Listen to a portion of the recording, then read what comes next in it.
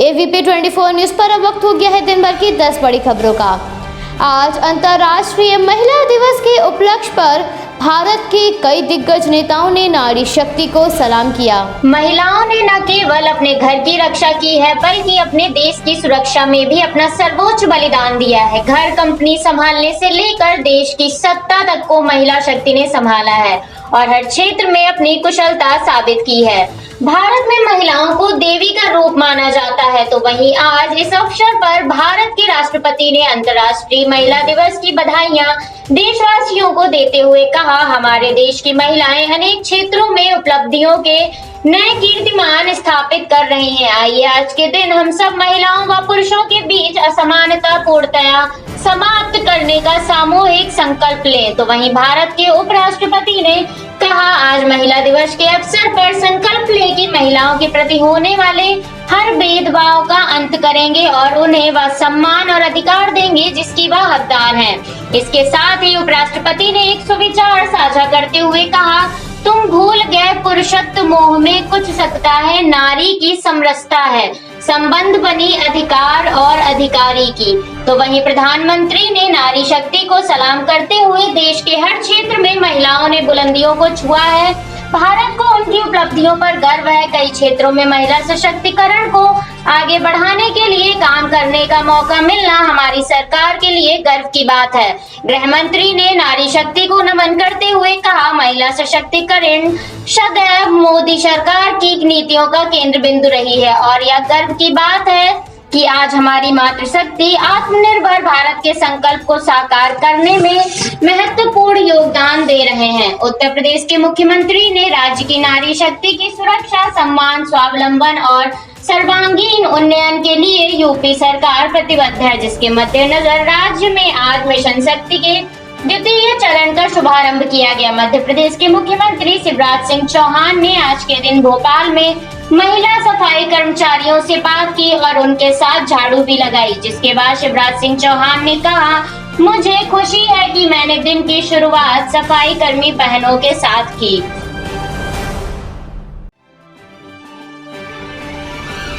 भारत की आज़ादी के 75 साल पूरे होने के उपलक्ष्य में समारोह की तैयारी संबंधित गतिविधियों को लेकर प्रधानमंत्री नरेंद्र मोदी की अध्यक्षता में राष्ट्रीय समिति की पहली वर्चुअल बैठक आयोजित की जाएगी। आपको बता दें, केंद्र सरकार ने इस 75वें वर्षगांठ को अमृत महोत्सव के रूप में मनाने का फैसला किया है। आजादी के 75 वर्ष अगले साल यानी 2022 के 15 अगस्त को पूरा होगा। बता दें कि यह समिति आजादी की 75वीं वर्षगांठ के अवसर पर राष्ट्रीय और अंतर्राष्ट्रीय स्तर पर आयोजित किए जाने वाले कार्यक्रमों की तैयारी के लिए नीतिगत दिशा निर्देश देगी। इस मौके पर प्रधानमंत्री मोदी की अध्यक्षता में 259 सदस्यीय समिति की बैठक हुई। इस समिति में केंद्रीय मंत्री, मुख्यमंत्री, राज्यपाल, भारतीय जनता पार्टी के अध्यक्ष JP नड्डा, कांग्रेस की कार्यकारी अध्यक्ष सोनिया गांधी और अन्य राजनीतिक दलों ने नेता शामिल रहे। पूर्व राष्ट्रपति प्रतिभा पाटिल, पूर्व प्रधानमंत्री HD देवेगौड़ा और डॉक्टर मनमोहन सिंह, मुख्य न्यायाधीश शरद अरविंद बोबड़े और नोबेल पुरस्कार से सम्मानित अमर्त्य सेन और कैलाश सत्यार्थी भी समिति के सदस्य हैं।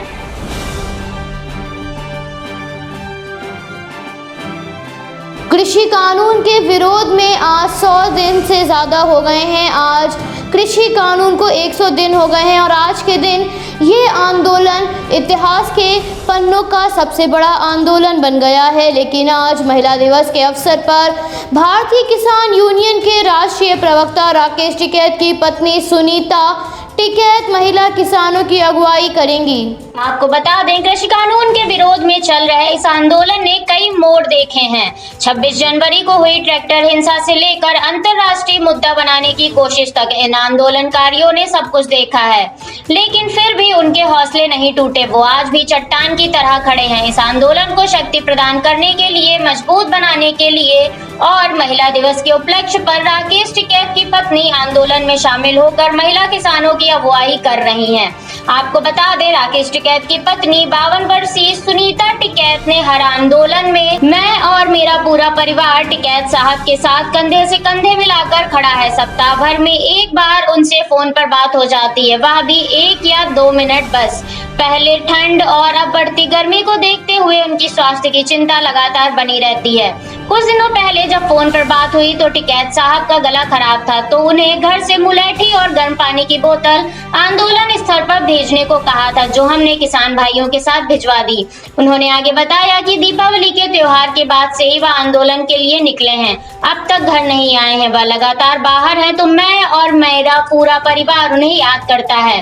वीडियो कॉल के जरिए भी उनसे बात होती है। जब ज्यादा दिन हो जाते हैं तो हम परिवार सहित ही उनसे धरने स्थल पर कुछ देर मिलने के लिए चले आते हैं, लेकिन उस दौरान भी ज्यादा बात नहीं हो पाती।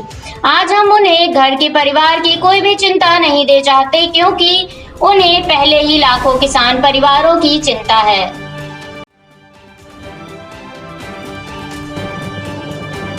ममता बनर्जी भाजपा के विरोध में कई चुनावी रैलियां और पद यात्राएं निकाल रही हैं, तो वहीं आज अंतर्राष्ट्रीय महिला दिवस के मौके पर ममता बनर्जी कोलकाता में मार्च निकालकर शक्ति प्रदर्शन करेंगी। पश्चिम बंगाल में चुनाव को मद्देनजर रखते हुए ममता बनर्जी अपनी सत्ता को बचाने की जी तोड़ प्रयास कर रही हैं। ममता बनर्जी अपनी सत्ता को बचाने के लिए कोई भी कसर नहीं छोड़ना चाहती। ममता बनर्जी ने रसोई गैस के बढ़ते हुए दामों के विरोध में पदयात्रा निकाली थी। पदयात्रा में ममता बनर्जी भाजपा पर काफी आक्रामक रूप अपनाते हुए नजर आई। इससे पहले ममता बनर्जी ने पेट्रोल और डीजल की बढ़ती कीमतों के विरोध में स्कूटी चलाई थी। तो वहीं आज अंतर्राष्ट्रीय महिला दिवस के उपलक्ष्य पर महिलाओं के खिलाफ उत्तर प्रदेश में बढ़ रहे अपराध के मुद्दे को उठाते हुए मार्च निकालेंगी। उनका मार्च महिला सुरक्षा के मुद्दे पर आधारित होगा। इस दौरान ममता भाजपा शासित राज्य में महिलाओं के खिलाफ हो रहे अत्याचारों पर बात करके भाजपा को घेरेंगी। टीएमसी भाजपा के मिशन बंगाल को टक्कर देने के लिए यूपी प्लान लेकर आई है। इसके पीछे से ही यही वजह है कि टीएमसी भाजपा को किसी भी कीमत पर कामयाब होते नहीं देखना चाहती और अपनी सत्ता को भाजपा के हाथों होने के लिए किसी भी कीमत पर टीएमसी तैयार नहीं है।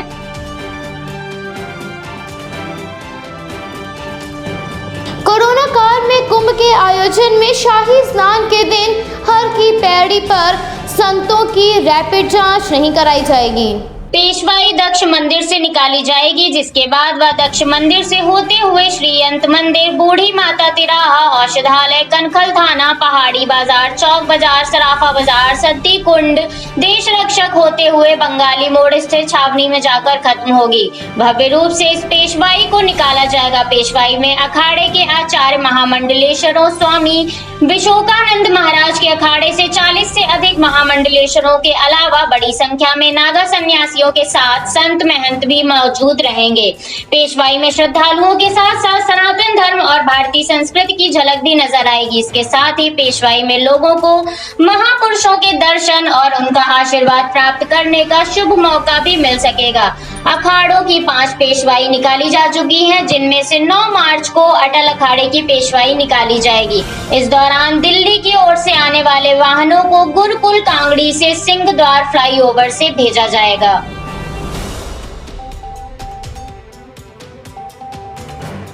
आज बजट सत्र की दूसरे दिन की कार्यवाही प्रारंभ होते ही थोड़ी देर बाद स्थगित कर दी गई, क्योंकि तेल की बढ़ती कीमतों को लेकर कांग्रेस सांसद सदन में हंगामा करने लगे थे। बजट सत्र की पहली कार्यवाही में भी विपक्षी पार्टियों द्वारा जोरदार हंगामा किया था, जिस कारण कार्यवाही को कई बार स्थगित किया गया था। इसके पहले चरण में विपक्षी पार्टियों ने कृषि कानून के मुद्दे को लेकर सदन की कार्यवाही को हंगामे के जरिए रोका था, तो वहीं अब दूसरे चरण के बजट सत्र में कांग्रेस सांसद मल्लिकार्जुन खड़गे ने महंगे हो रहे तेल के दामों को लेकर सदन में नारेबाजी की और कीमतों को शून्यकाल को स्थगित करने की मांग की, जिस पर सदन में हंगामा होने लगा। बढ़ते दामों को देखकर सभापति एम वेंकैया नायडू ने सदन को दोपहर 1 बजे तक स्थगित कर दिया। राज्यसभा में अंतर्राष्ट्रीय महिला दिवस पर बोलने के लिए भारतीय जनता पार्टी की सांसद सोनल मानसिंह ने कहा कि हम बराबरी की बात करते हैं, इसलिए मेरी मांग है कि एक दिन अंतर्राष्ट्रीय पुरुष दिवस भी मनाया जाए। तो वहीं शिवसेना सांसद प्रियंका चतुर्वेदी ने कहा, 24 साल पहले हमने संसद में 33% महिला आरक्षण की बात कही थी।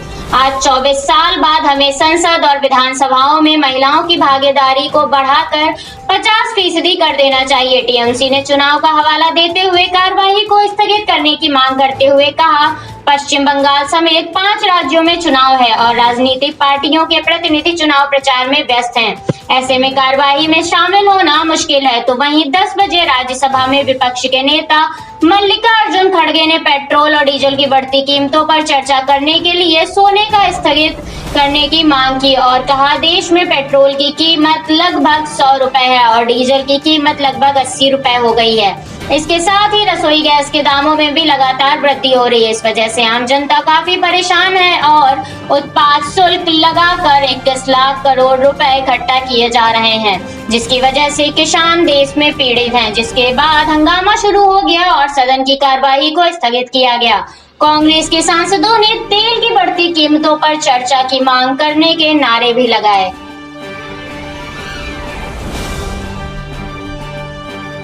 देश में आने वाले समय में 5 राज्यों में चुनाव होने वाले हैं। ऐसे में सभी पार्टियों ने राज्यों में अपने उम्मीदवारों को उतारना शुरू कर दिया है। पश्चिम बंगाल में फतह पाने के लिए सभी पार्टियों ने एड़ी चोटी का जोर लगा रखा है। जहां कल प्रधानमंत्री मोदी ने कोलकाता को संबोधित करते हुए ममता बनर्जी पर बरसे, तो वहीं दूसरी तरफ सिलीगुड़ी में ममता बनर्जी ने मोदी पर जमकर हमला बोला। आपको बता दें, असम में 3 चरणों में विधानसभा चुनाव होने हैं। पहले चरण में 45 सीटों के लिए मतदान होगा। कांग्रेस ने शनिवार को 39 में से 40 सीटों के लिए उम्मीदवारों की सूची जारी की थी। मार्च माह के बता दें, कांग्रेस ने तीताबोर सीट से भास्कर ज्योति बरुआ को टिकट दिया है। राज्य के 3 बार मुख्यमंत्री तरुण गोगोई ने पिछली बार इस सीट से चुनाव जीता था, जिनका पिछले साल 23 नवंबर को निधन हो गया। वहीं नौबिया सीट से पूर्व मंत्री भरत चंद्र नराव को टिकट दिया गया है, जबकि धकुआ खाना से पद्मलोचन दोले को उम्मीदवार बनाया गया है। पार्टी ने बोकाखार, डींग, तिकसुनिया और बेहाली सीट अपने गठबंधन साझेदारों के लिए छोड़ दी है। कांग्रेस ने आगामी चुनाव के लिए 6 दलों के साथ महागठबंधन किया है, जिसमें AIUDF, BPF, माकपा, भाकपा माले और आंचलिक गण मोर्चा शामिल हैं। असम की 126 सदस्यीय विधानसभा के लिए 3 चरणों में चुनाव होगा।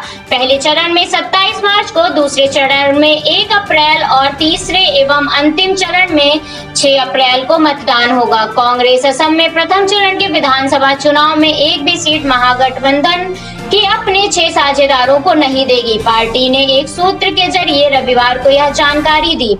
राज्य में 27 मार्च को प्रथम चरण के चुनाव के तहत 47 सीटों पर मतदान होगा। हालांकि कांग्रेस और उसके अन्य गठबंधन साझेदारों ने अभी सीटों के बंटवारे को लेकर आधिकारिक रूप से कोई घोषणा नहीं की है।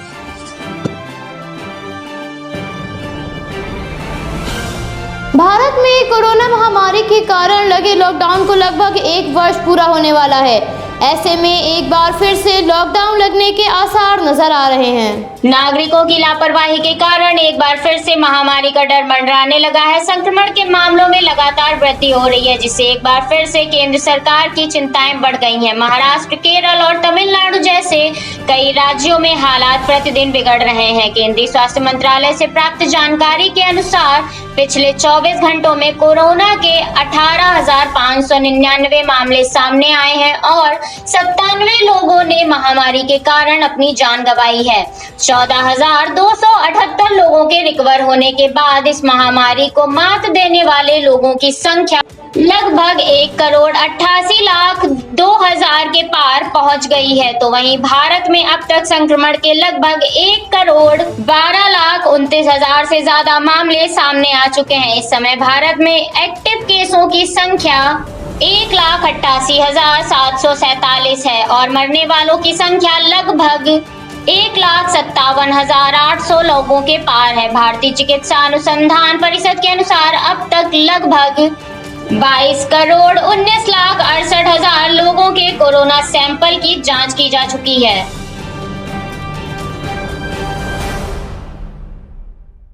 देश में पिछले कई दिनों से मौसम विभाग की तरफ से बारिश का अलर्ट दिया जा रहा है, लेकिन दिल्ली में बीते दिन बारिश का पूर्वानुमान गलत साबित हुआ। आज फिर से मौसम विभाग की तरफ से उत्तर प्रदेश में बारिश की संभावना जताई जा रही है। रिपोर्ट के मुताबिक गरज के साथ हल्की बारिश यहां पर हो सकती है। वहीं बिहार में भी 3 दिनों के अंदर तेजी से मौसम बदल सकता है। 11 मार्च तक प्रदेश में बारिश की भविष्यवाणी की गई है।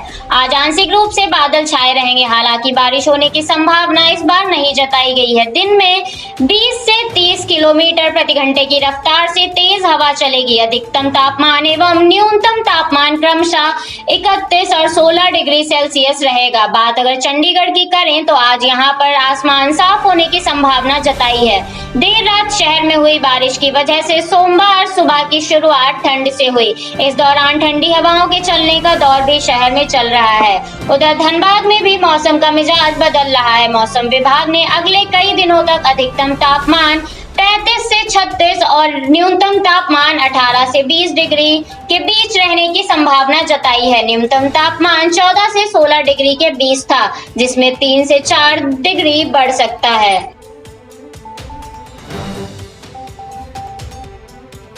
म्यांमार में पिछले महीने हुए सैन्य तख्तापलट का विरोध में बड़े व्यापार यूनियनों ने सोमवार से देशव्यापी अनिश्चितकालीन बंद बुलाया है। प्रत्यक्षदर्शियों के मुताबिक पुलिस ने प्रदर्शनकारियों पर काबू पाने के लिए कथित तौर पर ग्रेनेड का इस्तेमाल किया और गोलियां भी चलाई। इस दौरान कम से कम 70 लोग गिरफ्तार किए गए। आपको बता दें, ये प्रदर्शन तब और तेज हो गए जब म्यांमार की नेता आंग सान सू की national league for democracy party के एक सदस्य खिन मोंग लाट रविवार की सुबह एक सैन्य अस्पताल में मृत पाए गए। सोशल मीडिया पर इस तरह के संदेश जताए जा रहे हैं कि खिन की मौत हिरासत में पिटाई के दौरान हुई। एक प्रदर्शनकारी ने कहा, सेना हम लोगों को पक्षियों और मुर्गियों की तरह मार रही है।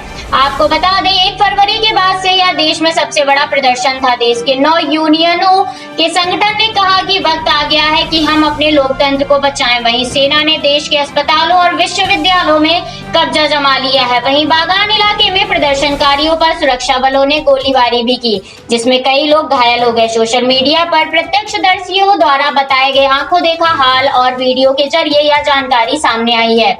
वहीं संयुक्त राष्ट्र मानवाधिकार कार्यालय के अनुसार म्यांमार के कई शहरों और नगरों में हर रोज प्रदर्शन हो रहे हैं और सुरक्षा बल जवाबी कार्यवाही करते हुए बल प्रयोग और गिरफ्तारियां भी कर रहे हैं। म्यांमार की सैन्य सरकार ने भारत से कहा कि वह 8 म्यांमार पुलिस के लोगों को उन्हें सौंप दे। मिजोरम के सरचिप जिले की पुलिस का कहना है कि अभी इस बात की पुष्टि नहीं हो सकती कि शरण लिए हुए लोग आम नागरिक हैं या पुलिस के जवान। वहीं जिले की पुलिस का कहना है कि इन सभी लोगों की विस्तृत जानकारी गृह विभाग को भेजा गया है। पुलिस सरकार के अगले निर्देश का इंतजार कर रही है। इस बीच मिजोरम पुलिस का कहना है कि हाल में 100 से अधिक लोगों ने राज्य में शरण लेने के लिए अंतर्राष्ट्रीय सीमा पार करने का प्रयास किया था। हालांकि बॉर्डर पर तैनात असम राइफल्स के सैनिकों ने भारतीय क्षेत्र में अवैध प्रवेश की अनुमति नहीं दी है।